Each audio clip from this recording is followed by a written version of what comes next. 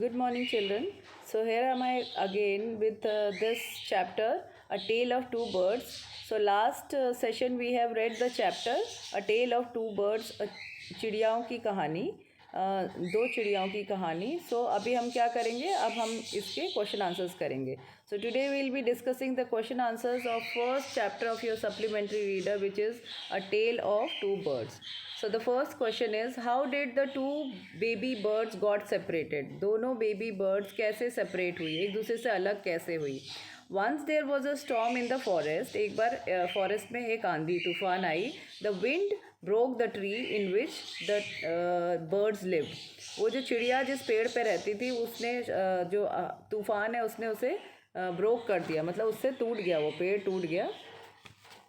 So wind broke the tree in which the birds lived. It blew the two birds in two different sides of the forest. One ended up near the cave of the robbers and other near the Rishi's ashram. ठीक है.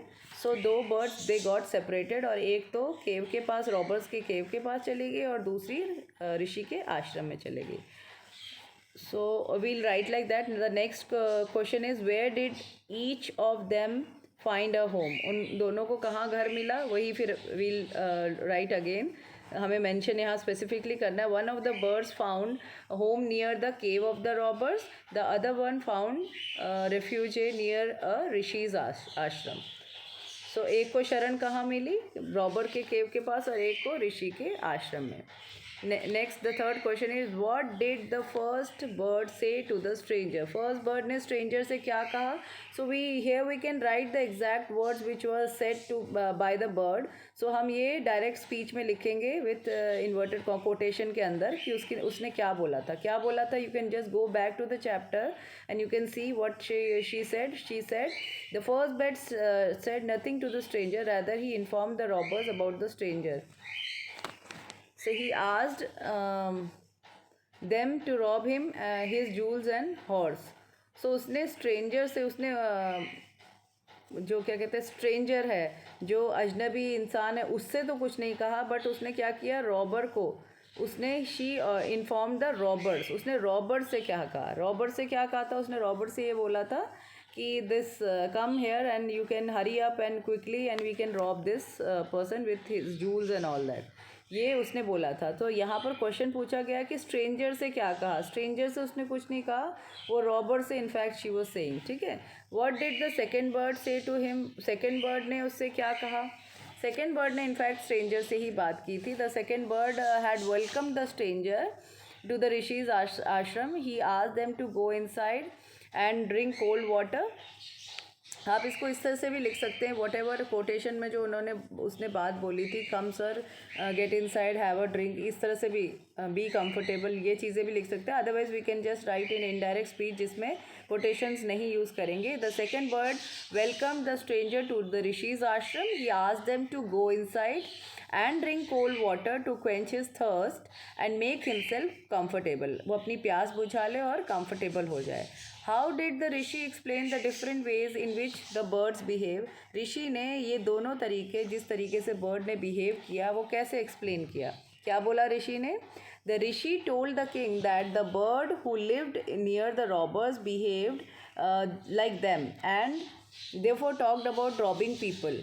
जो birds robber के केव पे रहते थे वो उन्हीं की जैसे बात करते, इसीलिए लोगों को रॉब करने की बात करते थे. But the bird outside the ashram repeated what it always heard.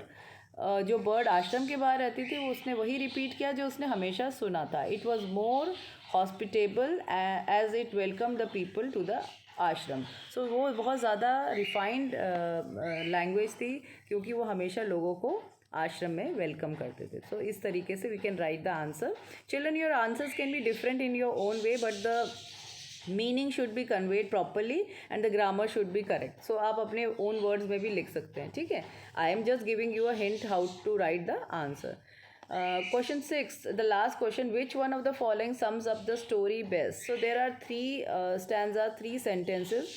इसमें से स्टोरी का मॉरल सबसे ज़्यादा किससे पता चलता है? फर्स्ट है, a bird in hand is worth 2 in the bush.